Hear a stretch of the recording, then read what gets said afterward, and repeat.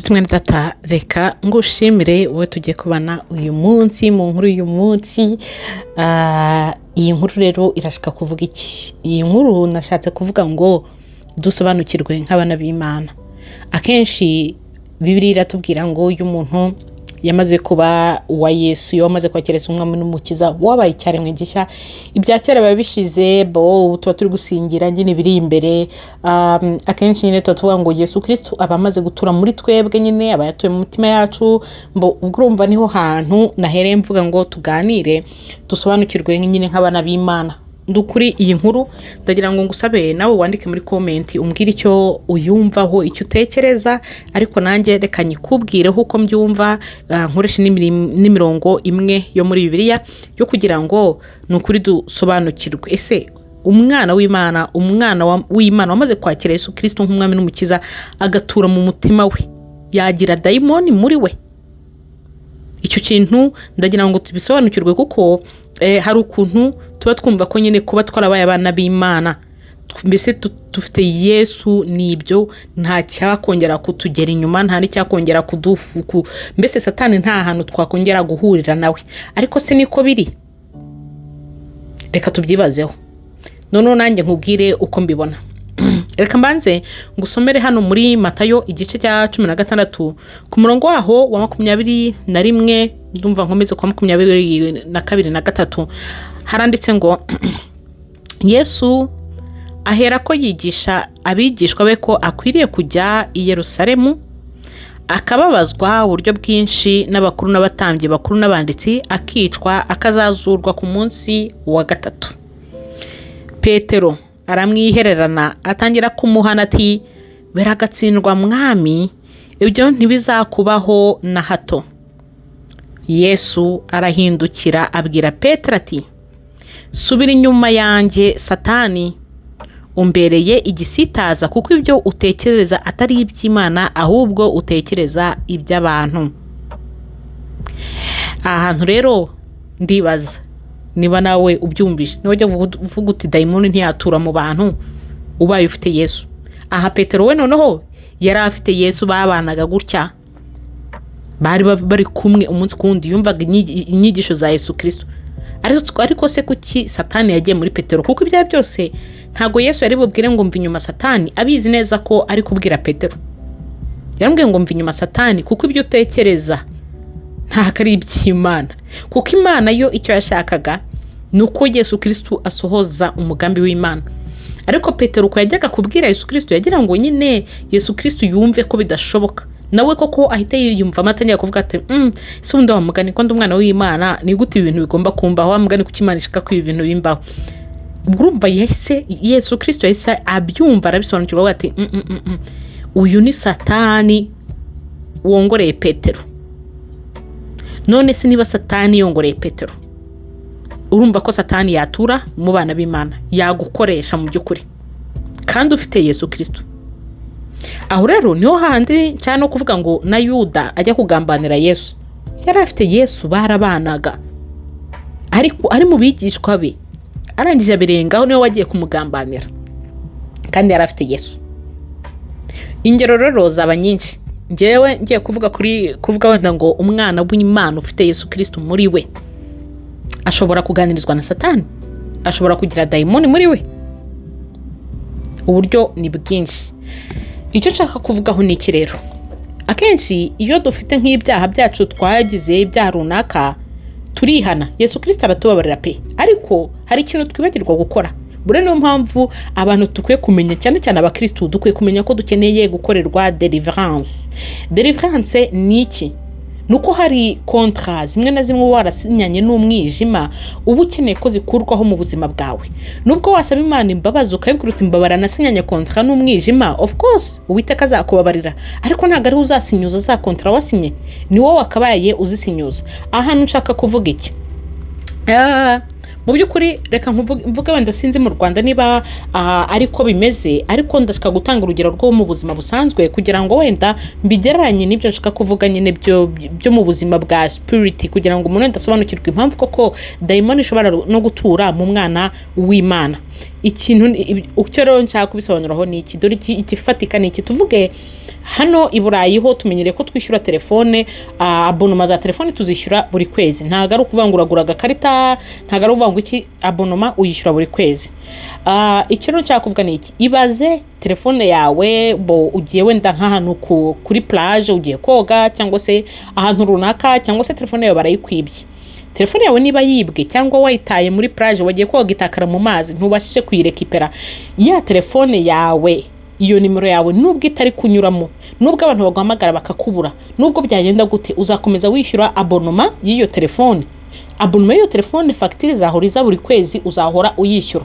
Niba mu Rwanda naho ariko bimeze simbizi niba bishyura buri kwezi, ariko ndagira ngo ubyumve muri iyo sense. Abonoma y'iyo telefone uzahora uyishyura nubwo telefone utayikoresha, iyo simukadi yawe utayikoresha, udahamagara abantu bakaguhamagara bakakubura, ariko babandi bayiguhaye, babandi bakwishyuza bazi gukoresha abonoma yabo, ntabwo bazareba ngo irahamagara cyangwa ntihamagara. Upfa kuba warafasha abonoma, iya abonoma wajya ukomeza ukayishyura buri kwezi. Ikiba rero kiriho kugira ngo ya abonoma we kuyishyura buri kwezi ni iki? Kandi ubwo wenda impamvu mubwira ngo ibyaha byo waba wabibabariwe, tuvuge niba ari n'uwayikwibye, wowe nyine wenda nk'umwana w'Imana ubuvuga uti okay, umuntu wanyibyira telefone kuri ndamubabariye. Ntumubabariye se? Uramubabariye ibintu byose nyine, urumva kuri wowe nyine uravuze uti okay, Imana niyo izamumenya, ndamubabariye. Urumva nyine kuri wowe wamubabariye, icyo cyaha cyavuyeho, kuko kutababarira nacyo ni cyaha gikomeye, kuko buryo utababarira nawe ntubuzababarirwa. Ariko icyo cyaha wakikuyeho niba mubabariye, ariko se kucyabona muri gukomeza ukayishyura. Ikiba gikenewe ni iki rero? Ya abonoma ni uko ugomba kugira gute, guhamagara ba bantu wafashe abonoma nabo, ukababwira uti no, ndashaka gusinyuza iyi contract twasinyanye, ndashaka gukuzaho iyi abonoma kuko iyi simukadi wenda sinkiyifite, iyi simukadi sinkiyikoresha. Icyo gihe rero iyo bibabwiye, bibamenyesheje, murasinyura nyine koko ntukomeze kongera kwishyura. Ibyo rero ni kimwe no kuvuga ngo muri spirit bimeze bite. Iyo dukora ibyaha, Yesu Kristo arababara, Imana irababara. Iyo ibiguti mbabarira kuba nakubabaje, of course Uwiteka nyine arakubabarira, nta nubwo wongera kubyibuka ukundi.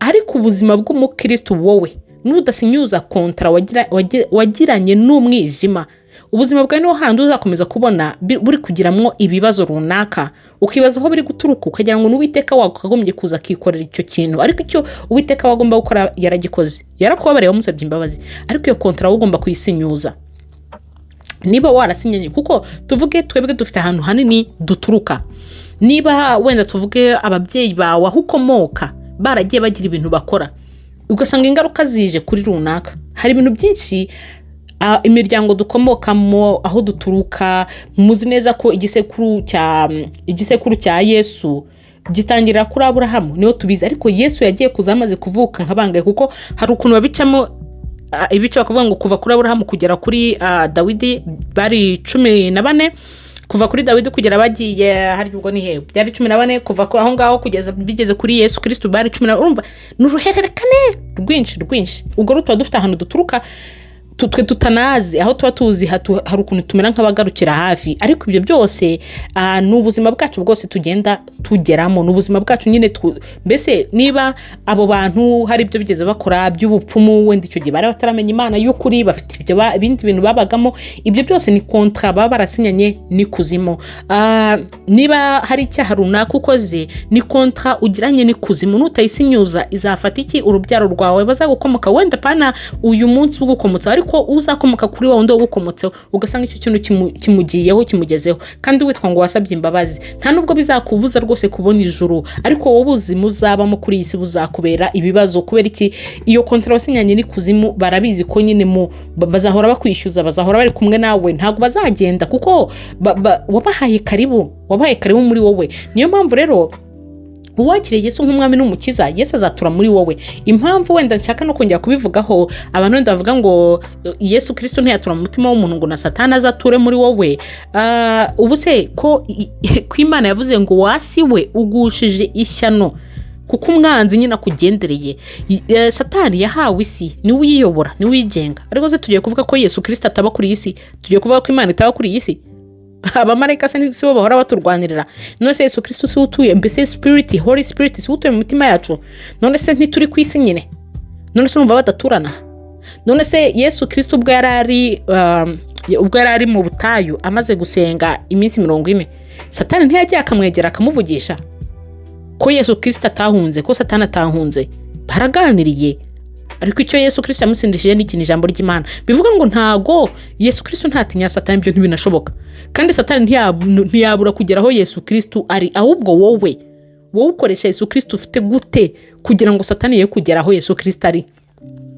Kuko Yesu Kristo we ntago atinya Satani, agomba kuhaba. Ariko Satani nawe naza, ntukoreshe rya jambo ry'Imana, ntukoreshe rya zina rya Yesu Kristo rifite ubutwari ngo wumve icyo uri kuvuga icyo ari cyo. Apana aya mazina abantu benshi bakunze kwivisha, hari abavuga Yesu Kristo biremeye, haravuga Yesu Kristo mbese byabo biraho. Wowe uraryumva uti iryo zina urikoresha gute kugira ngo Satani ye kukwegera, kugira ngo Satani ye kuboneka aho Yesu Kristo aherereye niba ari muri wowe? Urumva rero abana b'Imana kwakira Yesu Kristo nk'umwami n'umukiza ntabwo bizabuza Satani kukwataka, byo turanabizi. Niyo mpamvu duhora mu masengesho. Nubwo twaba dufite Yesu Kristo turi mu mutima yacu, Satani azahora hafi, ahora twongorera. Niyo mpamvu tugomba kumutsindisha ijambo ry'Imana. Ikindi niki icyo nshaka kuvuga nuko ntago mu by'ukuri twagakwiye kwicara twiyumvisha ngo turi abana b'Imana ko twamaze kwakira Yesu Kristo nk'umwami n'umukiza ngo Satani ntago yatugeraho. Ntibibaho. Ahubwo wowe iyo umaze kwakira Yesu Kristo nk'umwami n'umukiza, nta n'uwo Satani yataka nkawe, aguhiga umunsi ku wundi, kandi ubwo urumva ufite Yesu Kristo muri wowe, ariko araguhiga. Rero iyo utabashije kumenya uko ugomba kumurwanya, iyo utabashije kumenya uko ugomba kumwirinda, araza n'ubundi akaza agatura muri wowe. Ahubwo ikibabaje kiba gikurikiyeho n'iki, nuko wa mwuka wera uri muri wowe uba utangiye kumusinziriza, arasinzira. Kuko umwuka wera utuye muri wowe yegutswa n'iki? Agira imbaraga kubera iki? Agira imbaraga kuko uri gusoma ijambo ry'Imana, agira imbaraga kuko uri guhimbaza Imana, agira imbaraga kuko uri mu Mana, kuko utari guha Satani umwanya. Satani azakongorera, azagushuka, azakunyuza muri byinshi, azakoherereza abantu bakubuza ubwenge, mbese bakakujyana hirya no kuko bashaka ko ujya muri byinshi bigomba kugukura ku Uwiteka. Kuko rega Satani icyo ashaka nuko twese tutazabona ijuru. Rero ntabwo wavuga ngo ko wakira Yesu Kristo umwami n'umukiza ngo ature muri wowe, ngo bivuga ngo nyine already ufite Imana, nta nubwo Satani yakongera kukugeraho. Azakugeraho. Niho rero nshaka kuvuga ngo abana b'Imana bafite dayimoni muri bo, ahubwo bakwiye kumenya uko bakwiye kwirukana dayimoni muri bo.